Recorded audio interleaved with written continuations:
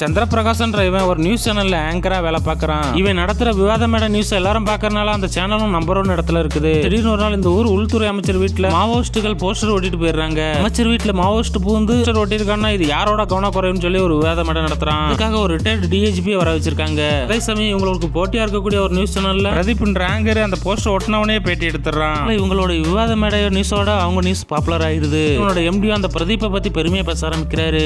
அது கோவத்தை கொடுத்தாலும் அமைதியா இருக்கிறான். அவனை போல நல்ல நியூஸ் இருந்துச்சுன்னா அங்க வாங்க, இல்லனா எல்லாரும் ரிசைன் பண்ணிட்டு போயிருங்கன்னு சொல்லிடுறாரு. இவனும் லீவ் வேணும்னு சொல்லிட்டு ஊருக்கு போயிடுறான். அவன் திரும்பி வந்து பார்த்தாச்சுன்னா அந்த பிரதீப் இவனோட சேனல்ல வேலைக்கு எடுத்திருக்காங்க. மட்டும் இல்ல இவனோட ஆங்கரிங் வேலையும் அவன்கிட்ட கொடுத்துறாங்க. அந்த சேனல்ல இருந்து ஒதுக்குறாங்கன்னு தெரிஞ்சுக்கிற இவனோட ஃப்ரெண்டும் கல்கோரி வச்சிருக்கிற பாபுன்றவரை பாக்குறதுக்காக கூட்டிட்டு போறான். கல்கோரி முதலாளியே இவங்கிட்ட ஒரு 3 பேரை அறிமுகப்படுத்தி வைக்கிறான். 100 கோடி இன்வெஸ்ட்மெண்ட்ல நாங்க ஒரு நியூஸ் சேனல் ஆரம்பிக்கலாம் இருக்கிறோம், அதுல நீங்க ஆங்கரிங் பண்றீங்களா சொல்லி கேட்கறாங்க. அந்த கல்கோரி முதலாளியே உன்னை கட்டுப்படுத்துறதுக்கு யாரும் கிடையாது, இங்க எல்லாமே உன்னோட முடிவுன்னு சொன்னதுமே ஒத்துக்கிறான். சேனலை நடத்துற அளவுக்கு தன்னோட மைண்டை மாத்தணும்னு நினைக்கிறவன் அதுக்கான டாக்டரை பார்த்து ட்ரைனிங் எடுத்துக்கிறான். அவனோட ஃபர்ஸ்ட் நியூஸாவே ஒரு சென்சிட்டிவான நியூஸா தான் இருக்குது. இந்த ஊரோட மினிஸ்டர் அவர்கிட்ட உதவி கேட்டு வந்த ஒரு சின்ன பொண்ணு கிட்ட தப்பா நடந்துக்கிட்டாருன்னு சொல்லி பேச ஆரம்பிக்கிறான். மினிஸ்டரும் ஒரு சின்ன பொண்ணு இருக்கிற மாதிரி ஒரு வீடியோவை எடுத்து பப்ளிஷ் பண்ணிடுறான். அதனால இவனோட ஃபர்ஸ்ட் நியூஸே ஃபர்ஸ்ட் இடத்துக்கு வந்துருது. மினிஸ்டர் அவரோட தரப்பு நியாயத்தை சொல்றதுக்காக வேற சேனலுக்கு பேட்டி கொடுக்கலாம்னு போனாலும் கால் பண்றவன் நீங்க தப்பா நடந்துகிட்ட பொண்ணு கிட்ட வாக்குமூலம் வாங்கி வச்சிருக்கிறேன், ஏதாவது சேனலுக்கு பேட்டி கொடுத்தீங்கன்னா இதை நான் வெளியில விட்டுறேன்னு சொல்லி மிரட்ட ஆரம்பிக்கிறான். அதனால மினிஸ்டரே பதவியை ராஜினாமா பண்ணிடுறாரு. உன்னோட முத நியூஸ்ல வெற்றி கிடைச்சதுனால அடுத்த நியூஸ்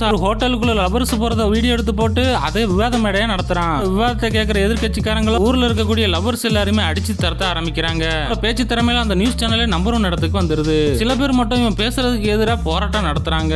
போராட்டத்தை இவனோட பழைய சேனல்ல வேலை பார்க்கக்கூடிய பிரதீப்ன்றவன் கவர் பண்றான். லைவ்ல பாக்குறவன் உடனே இவனோட எம்டிக்கு போன பண்ணி நியூஸ் நீங்க இப்ப நிறுத்தலன்னாச்சுன்னா உங்க பொண்ணோட தப்பான போட்டோ ஒன்று என்கிட்ட இருக்கு, அதை நான் நெட்ல ரிலீஸ் பண்ணிடுறேன்னு சொல்லி மிரட்ட ஆரம்பிக்கிறான். பயந்துகிட்டு இவனோட நியூஸை போடுறதே நிறுத்திடுறாரு. யாராவது இவனுக்கு எதிராக நடந்தாச்சுன்னா ஒன்னு பிளாக்மெயில் பண்றான், இல்லனா ஆக்சிடென்ட் பண்ணிடுறான். அதே சமயம் இவனை லிஃப்ட்ல வச்சு சடையன்ற ஒரு ரேப் பாடகம் பாக்குறான். இவனை பார்த்ததுமே அந்த சடையன்றவன் அவனோட போன் கேமராவை ஆன் பண்ணிட்டு அடுத்த விட்டு பாத்ரூம் வரைக்கும் கேமராவை கொண்டு போய் ரெக்கார்ட் பண்றீங்களே, இது உங்களுக்கு அசிங்கமா இல்லையான்னு சொல்லி கேட்டுடுறான். கேட்டது மட்டும் இல்ல அதை நெட்லயும் ரிலீஸ் பண்ணிடுறான். நான் பார்த்தவன் அந்த சடைய மேல பொய்யா ஒரு போதை கேஸ் போட்டு உள்ள தள்ளிடுறான். கோர்ட்ல அந்த சடையனுக்கு எதிராக எந்த ஒரு எவிடன்ஸ் இல்லாதனால அவனை ரிலீஸ் பண்ணிடுறாங்க.